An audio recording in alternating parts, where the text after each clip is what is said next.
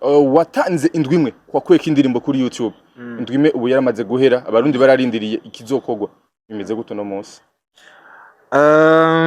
jewe yandwi sinayitanze kubera iterabwoba kubera Jesse sindi umuntu wakorera cyane mu bintu by'iterabwoba canke ibintu byo kubwirana nabi yego ahubwo ndwi nayitanze nyene nk'umuntu yanyazwe twiwe akeneye ko batumusubiza we ko yahizemo kubona ko twamuburiye indero nyene nuko ariko twe turi abantu bubaha cyane kandi umuntu yagutwaye ikintu nyene wabiri icuye utegezwa kucishuza ishobora kuja ngaho ngo nume kandi umuntu mbona ko yandengereye. Hari live DJ Polia yakoze kuri TikTok avuga ati nambonye yuko bagomba basubira indirimbo Double J ikiriku ndetse na Bifes Ndofuro ariko aho nyene narabibonye bijya bihungu vy'ibirobetse byo mwibarabara bishaka kundugira kunshiramo ndiko ndavuga bundi agatoba urumva ngo ngo bigomba kundugira ko ngo bijya vyana vya ruguru ndakeze uwe ntona ko mbere yo gusumba nabi bujumba bereke mon frère see the outfit urakabona ariko kuva ruguru si cyaha sivyo ndabiri styria mwereke jiji vraiment urabona David ariko hajya ahantu yarahubutse mwari kumubwira ati none abantu baruguru baragayitse mubandanya mumushigikira mu makosa none nkanje naje mwo gute nimva ko yandenganije wowe wagiye mu ndirimbo vyitwa yuko ari yo kumuponda iyo ndirimbo wari bwayumve usanga ari yayumvise Andrei promoter wewe yavuze ngo bosi hano niwe none umubosi kweri umubosa akurenganije kweri wocukabuka kweri ega bijya bintu nivyo bintu arona kandi kantu kabavuga ati umuntu afise amafaranga aguhonyoye ntuvuga ngo uramponyoye uvuga ngo ikirenge cyawe kiri hejuru y'ici wanje mutanga buhora urumva rero namwe nyine muca muvuga ngo ntandero tugira twese uzokwemera mu bivuga ariko nyene ikintu ari ukuri kubera kimwirengagiza ukuri DJ Polia yamaze gushika ngaha mu gihugu cy'u Burundi ejo twara mu kibuga cy'indege twizere yuko ibibazo bizokemuga ibibazo vyanyu basugira mu cyo kubitoro isoho yarari twizere ko basi muzicara hamwe cyo kubitoro mu mutima uko Bifes ariko arabivuga ahubwo mwebwe mwamfasha kwishyuza akaririmbo kanje wangu kubera jewe bijya bintu nkora bitunze imiryango iri nyuma yanje urumva hari abantu benshi biteze agafu biciye kuri ku mpano yanje nubwo mwe muba mwabisuzuguye mukabona umenga mwoshigikira hari amafaranga ariko ndiko ndasigura okay kuri ico kibazo c'indirimbo ababijejwe babirimwo urazi twebwe ko ibintu vy'imbuga ntidukaze cyane hari abantu nyene baba bajejwe imbuga ariko baraba ikibazo nyene kimeze hama bagikurikirane bishobotse indirimbo irashobora kugaruka sigwawe ubu Burundi sigwawe oya ni yisi sigwawe ni woje duvata ngo gomenga ndatagiye. Yes, welcome ladies and gentlemen, muraho murakomereza rakomeze neza murose mbwiriwe canke mwaramutse Vina Mwerere. My name is Franny the answer. Iyi ni African TV sonda gukaze wose gatwenya mu Burundi ngo mutenza muri Kenya muri Congo Buraya ndetse mu guvya bara ndavuga mu Man Sinabi Saudite aba Dubai mwege mwese ndabaha ikaze n'umunsi udasanzwe. Come on ndabereke ibiti vyakuriye mu babaji karibu sana. Ibiti vyakuriye mu babaji nivyo biteje ingorane mu muji bombo clad abisi niko mumeze turabizi Meze neza karibu sana kwa African TV. Murakumbe cyane gose baguruha kuri Noel mu mwaka uheze. Asante sana abantu bo kuri African TV ndabemera vyatsari n'abatagira subscribe. Yes. Mukandeko kandi mugire partage sivyo none yeah. Wambaye neza d'abord. Asante sana. Ariko baze kuba ingeso yawe. Eje n'ubusa burambera nikomeza. Urabeshi. Wari mayibo mu ibarabara. No musasigaye classic man. Classic man. Yeah. Nigikoshimira Imana gakiri ku d'abord. No shimira Imana ko kuba nkihema kwanza nico kintu cyambere nshimira Imana. Ariko ibindi byose birakurikira. Kubera kibimbako byose bimbako kubera ko nkihema yaba narapfuye nivyo bintu byiza bimbako nivyo bibi ntibabimbako. Cyo nshimira Imana nuko nkiri muzima gusa. Umaze kuronka byinshi byiza ariko kandi buri mwaka womengo bimaze kuba kamenyero bitangaza bikomeza kuba muri yisama murafata kandi rutemikirere muje muri Swiss ibintu usigura gutega kiri hari nibanga mukoresha no gukora cyane no gusenga Imana nuko nyene abantu bangira badukunze badushigikira nta kindi kintu dufise kirushica abandi kabe nakajyo ko gutumira abarundi bose bari muri rusange umunsi mukuru wo kwikukira ku Burundi azoba ari tariki 5 twahamagajwe n'igihugu n'iteka ridasanzwe rero bazoza ari benshi ngo badushigikire turyoherwane intsinzi y'u Burundi. Serious mwatumye ko n'igihugu? Yego. Wow. Yeah. Bike gicapo kiri kuba uno munsi usiga tuma ko n'igihugu mu gihe arabaguciriye imanza. Ikirobezo cyose uyu munsi kirashobora kubona ko gishobora gushika muri Suisse naco kigaserukira igihugu. Iyo kirika aserukira igihugu. Wow. Yeah. Ngahano. Yeah. Urambondera uyu muhungu kwa. Karibu sana kwanza. Niaje. Afatire nkukuneza cyane. Gutya. Kuni sawa. Ngumaze kwitwa papa no munsi. Munsi. Undo muri kino gihe. Biteye iteka kwitwa papa. Uramutse kwanza abakunzi ba African TV. Ya ndabaramukije cyane abakunzi ba African TV. Ya ni wa muhungu wanyu Double J once again. Twere kwanza nta gaso. Hari ingene uririmba neza, amajambo meza, akora ku mutima abantu baririmbire kwanza. Oya nagaso ngo ibiti byakuriye mu babaji nivyo biteje ingorane mu muji. But don't worry my G, abisi niko bameze urabizi. Mbega kuki batavyumva? Kuki batavyumva ko igihe cacu natwe cyamaze cageze kugira deja. Carageze. Uno munsi muri mu gihe cyanyu, ibintu bishasha, umwaka mushasha, igihe cyose. Bitangaza bikuba ko ku munsi dabo bisigura gute? Ni ubuntu bw'Imana tu kubera uko biri kose umuntu arapanga ariko script y'Imana iguma ari yayindi nyene kandi itegezwa kuba nta muntu yo gupangira ngo urumva ngo uzobishika ku bintu uzobishika ko Imana yaravyanditse nyene nawe ukayisenga ukabisaba irabikora tu nyene ibintu bigafatira iyindi ntumbero kwe. Ku munsi wahijya yejo indirimbo sinokwirarana abantu shobora yabonye kuri YouTube. Ariyumvira ati yahayigarutse. Benshi nawe no muri commentaire kandi bagaruka baryoherwa avuga ati wa Imana ishimwe byagenze gute kwanza? Sijya yavuye kijya risanzwe iriko ahubwo abantu bagiye kwiraba tugushasha bagikora kandi gushasha. Ni audio kujya kuntu audio kuri ku ma platform ira create audio yayo kuri YouTube kora je birafatanye. Rero wewe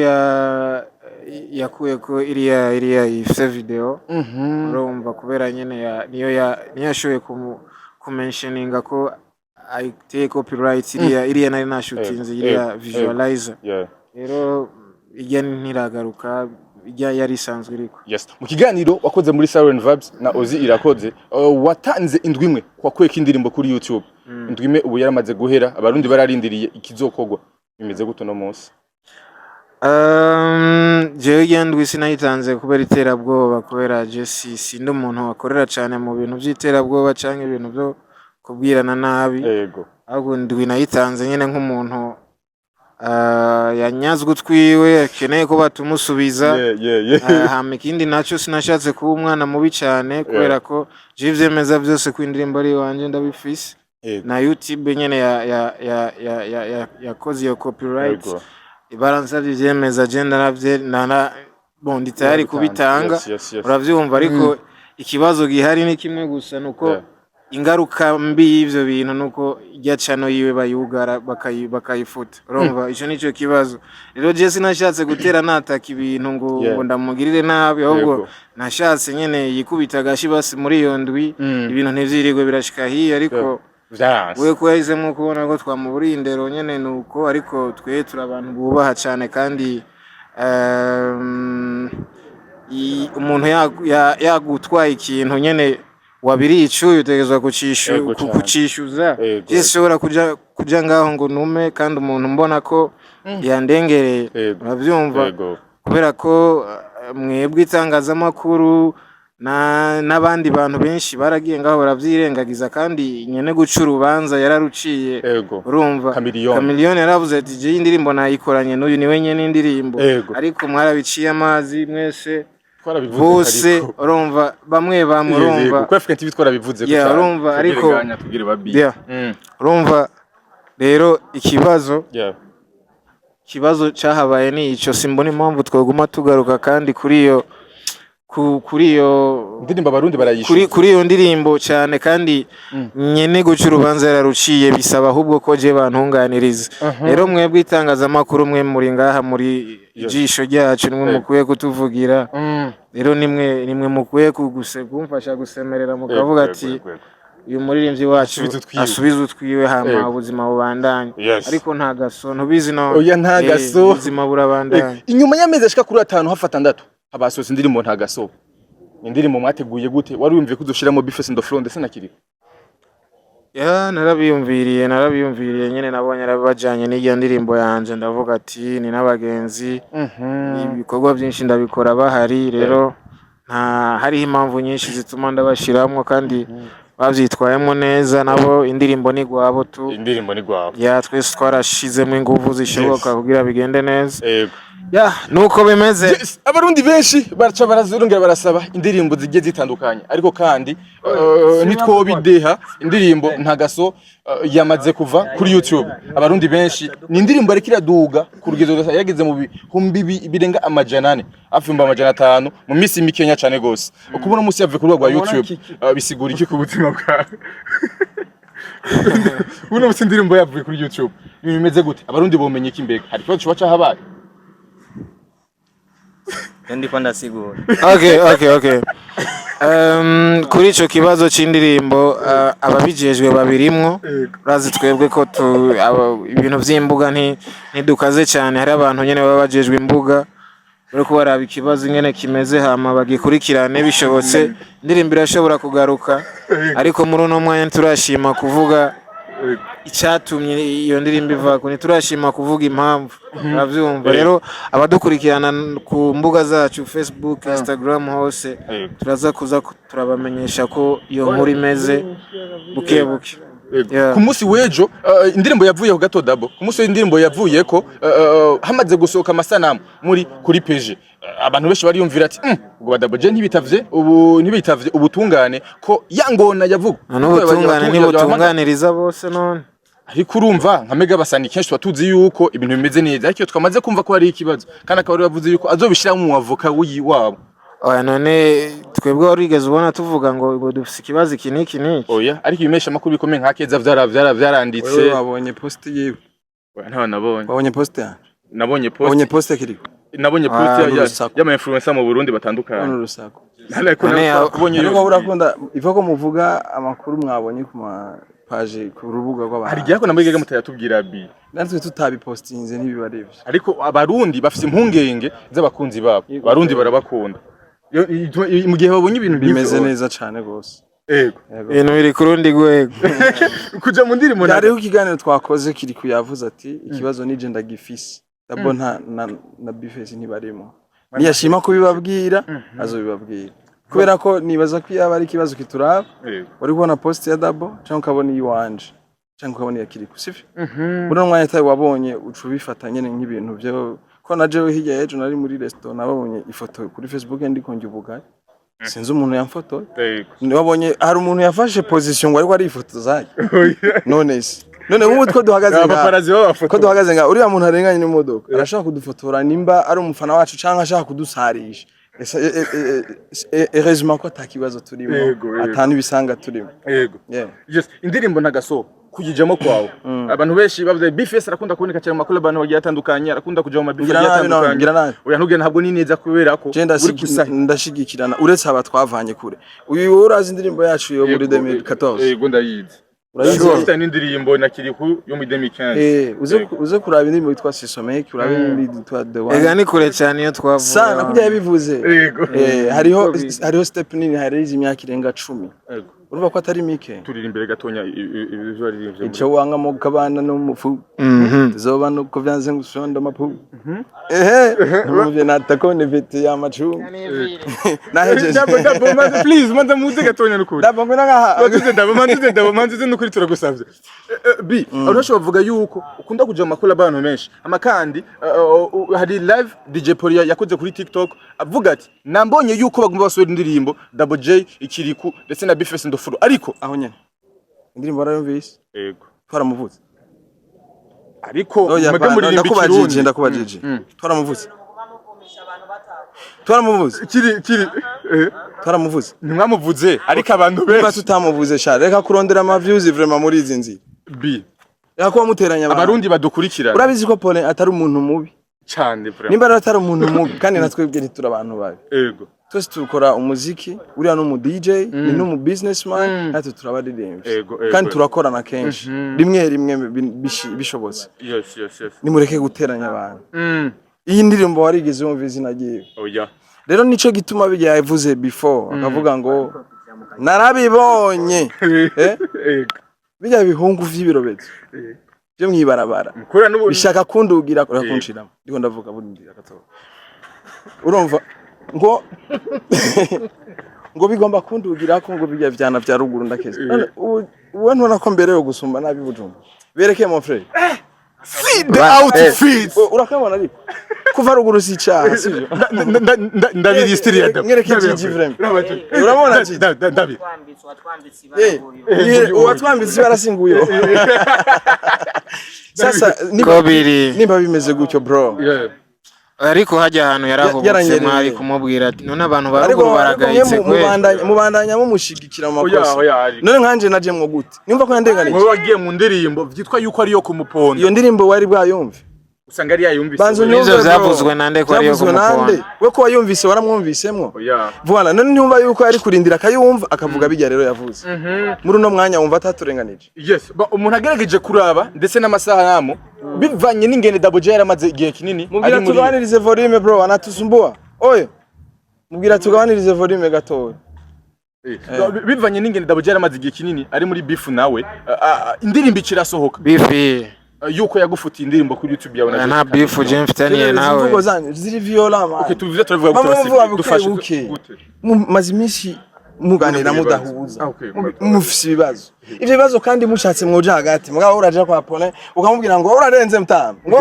ngo uri big boss nta ruwo guhangara ushitse ngaha naho ngo uri umustar akomeye jamwe hagati bro Andrei promoter wewe yavuze ngo boss hano niwe none umubosi kweli umubosa kurenganije kweli wocuka kweli ega bijya bintu nivyo bintu arona kandi kantu kabavuga ati umuntu afite amafaranga aguhonyoye ntuvuga ngo uramponyoye uvuga ngo ikirenge cyawe kiri hejuru y'ici wanje mutanga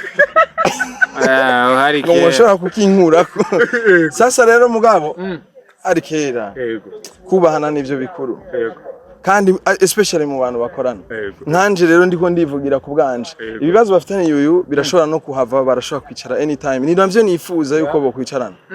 mugabo je yanshizemwo bidakwiriye bro yaranjaniranije yaranyise ikirobezo nukuri kw'Imana none sibona nsa n'ikirobezo yaranyise umuntu waruguru ego ndi waruguru friend ego navyo uhakana ego icakabiri ngo shaka umudugirako yarabeshe kubera ko nacokorera ibitaramo mu bubari mukamenge ngo harateye isoni muja muri ville ari abafana bacu hari abafana bacu none iyo tuduze mu Kirundo ko atabivuga iyo tuduze Igitega no mu Kayanza ko atabivuga muri uwo mwanya uko nukutuminimiza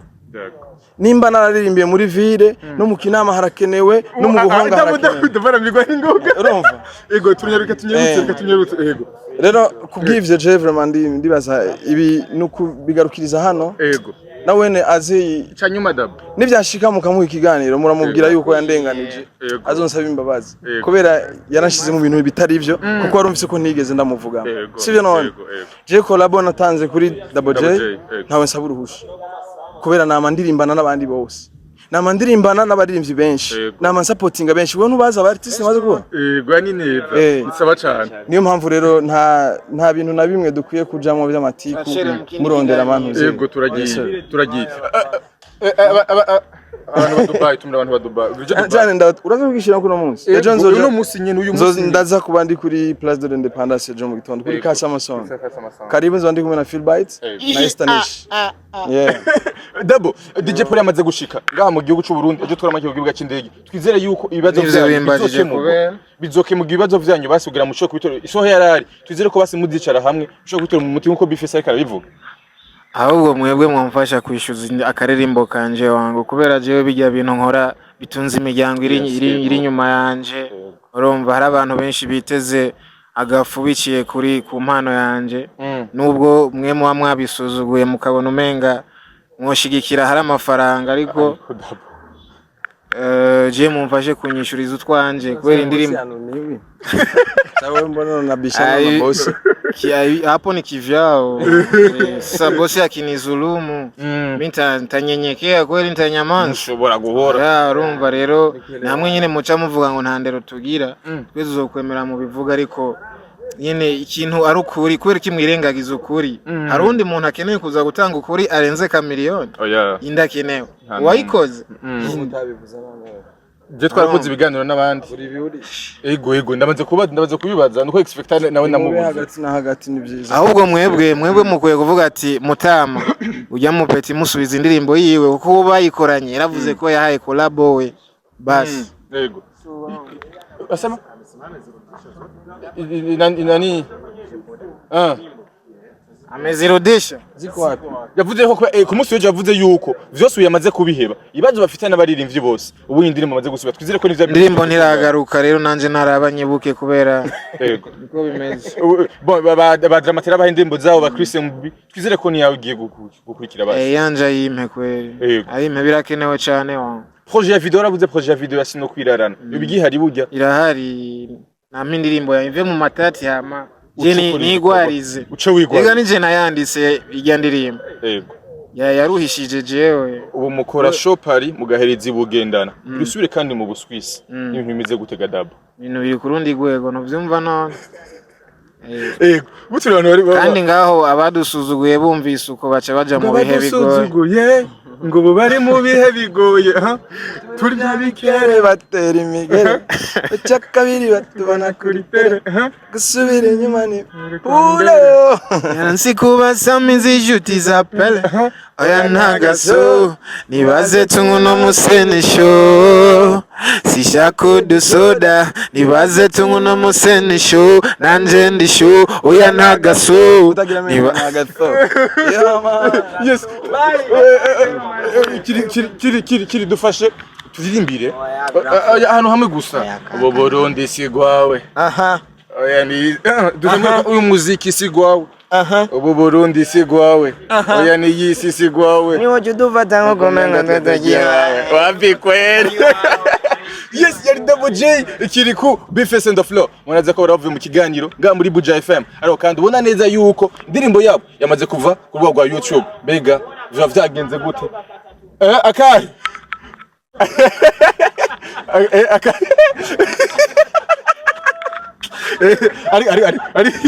ariko urafite umuduga mwiza ariko imiduga myiza irahari musaze mugenderamwo n'umunsi ibintu bimeze neza ariko uyaha abakunzi banyu bakeneye kubona na vibe yanyu nyuma y'amateleviziyo